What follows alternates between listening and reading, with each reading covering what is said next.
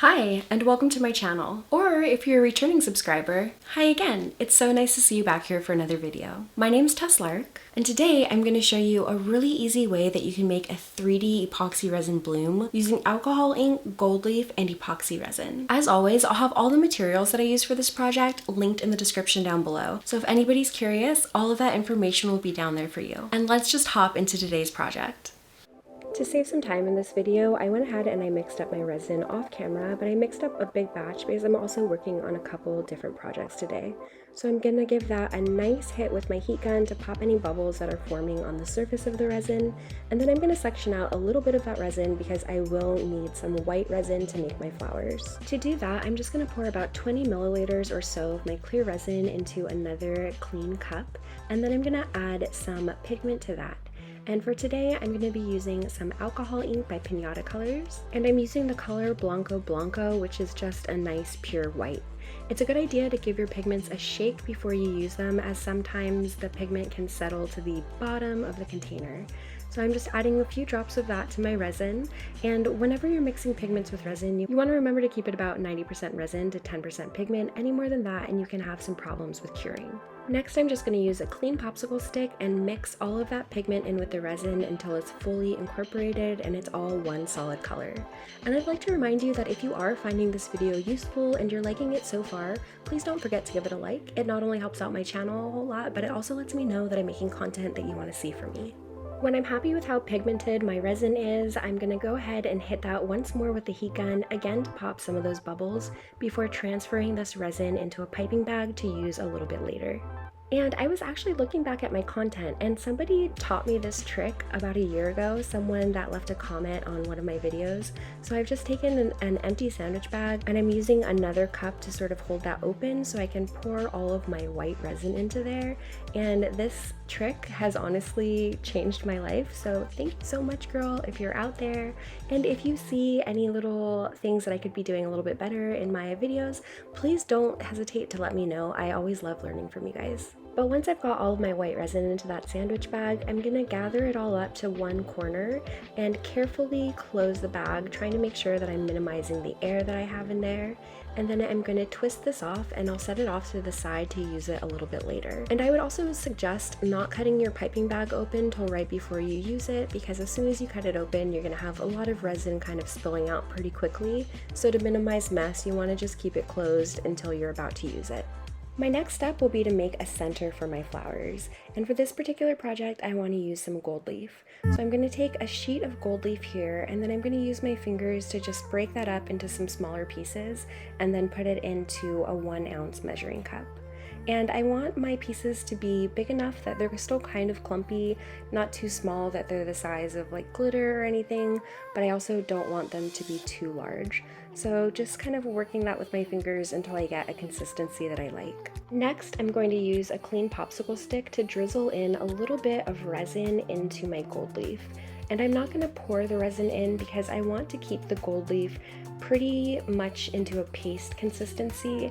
I don't want it to be super runny, because if I have super runny gold leaf, like if I mixed a lot of resin in with a little bit of the gold leaf, then the gold leaf would spread throughout the entire piece, and I want it to stay in the center of my mold.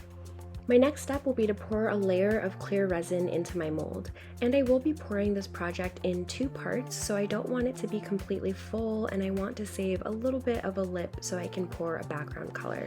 After a quick hit with my heat gun, again to pop any bubbles that are forming, I'm going to place some of that gold leaf right down in the center of my mold using 2 clean popsicle sticks. And then my next step will be to layer in my colors. And I'm using alcohol ink today by Pinata Colors. I'm using their teal, their blue violet, and also the sun bright yellow. And once again, I will have all the materials that I'm using linked in the description below, so if you're curious about the resin I'm using or the mold I'm using or any of the pigments, all of that will be down there for you. Just pulling some of those bubbles off of the sides to hit with my heat gun, and then I'm going to lay some of that yellow right down around the center, follow that up with some of my teal, and then on the outside edge I'll be using that blue violet. And as you can see here, the alcohol ink does spread out quite a bit, so you don't need to place your drops too close together. I do want to get my pigment pretty close to the edge though, as the ink does tend to shrink into the center as the resin is curing. I cut the tip of my piping bag off camera just because I have a very hard time doing it on camera. But starting from the center of my piece, I'm just going to take that white resin and create a spiral pattern going from the inside to the outside of the mold, again trying to get pretty close to the outside edge of my mold. I would like to remind myself though for the future that probably 4 or 5 times going around will be enough to create that flower effect without it being a little bit too busy. But now that I've got my spiral piped in, I'm taking a clean popsicle stick and I'm just drawing all those lines from the outside of the mold into the center. Once again, I'll hit this with my heat gun to pop some bubbles, and then I'm going to cover this up and let it cure completely before pouring the next layer. And with the power of video editing, we're back, and I mixed up another 100 milliliters of resin, and again, I'm working on a couple different projects, so this is more resin that I'm going to need for this one project. If I were just mixing up enough resin to fill the back of this piece, I would probably start with anywhere from 50 to about 60 milliliters of resin. But to my clear resin, I added some more Pinata Colors alcohol ink in their Mattia Black, which is just a really lovely inky black color. And next, I'm going to pour that black resin right on top of my piece. So the resin's cured enough that the black isn't going to sort of mesh with any of those other colors. It's just going to sit right on top of that other layer of resin. And also when you're pouring your resin into your piece, you want to keep in mind that it is very viscous, so it takes some time for it to level out and be where it's going to end up. So instead of pouring your resin all at once, I would suggest not letting it get all the way to the corners of the mold, or you may have it kind of overflow, and instead just waiting a little bit, using your heat gun to warm it up, which will make it a little bit more liquidy and easy to move it around. But once I do have my piece completely full, I'll go ahead and let this cure one more time before pulling it out of the mold. I'm also going to use this small cube mold to put some of my extra resin. I think that it's a great way to use up some extra resin. This will be the second one that I've made so far. Let me know if you want to see the results of the cube when it's done. I can always post a short if I don't post a full-length video. Alright, so I went ahead and I let this piece cure completely. It's nice and solid, fully cured, so let's pop it out of the mold and see how it turned out.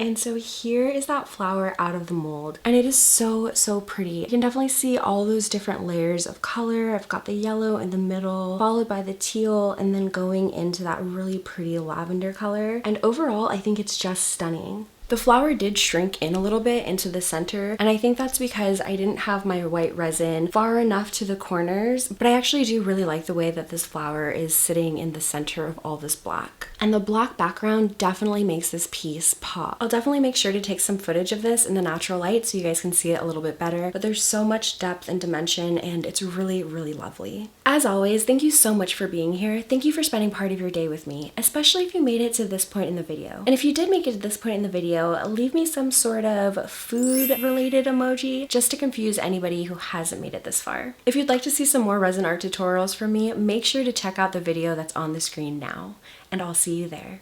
Bye!